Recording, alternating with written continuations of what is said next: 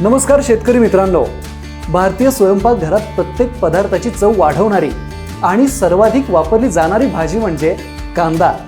देशांतर्गत मोठ्या मागणीसोबतच आंतरराष्ट्रीय बाजारपेठेतही भारतीय कांद्याला मोठी ओळख आहे। चला तर मग एक्सपोर्ट पोटेन्शियलच्या या सिरीजमध्ये आज कांद्याबद्दल माहिती पाहूया। पण त्याआधी ॲग्रो जगत ॲपच्या इंस्टाग्राम आणि फेसबुक पेजला फॉलो करा आणि यूट्यूब चॅनलला सबस्क्राईब करा, कारण आम्ही अशी तुमच्या उपयोगाची माहिती नेहमी देत असतो।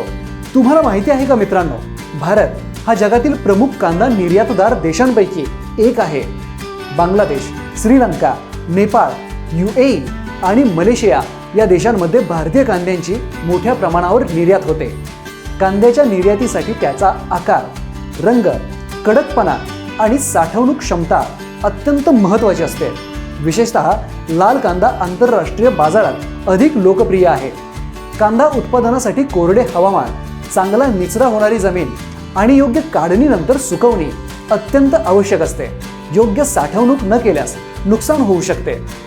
शेतकऱ्यांनी योग्य ग्रेडिंग, पॅकिंग आणि साठवणूक व्यवस्थापन केल्यास कांद्याला निर्यातीत चांगला दर मिळू शकतो।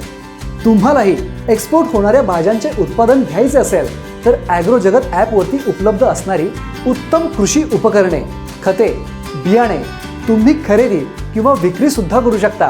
ॲग्रो जगत ॲप म्हणजे आधुनिक शेतीची डिजिटल बाजारपेठ। आजच आपल्या मोबाईलमध्ये ॲग्रो जगत हे ॲप इन्स्टॉल करा। धन्यवाद।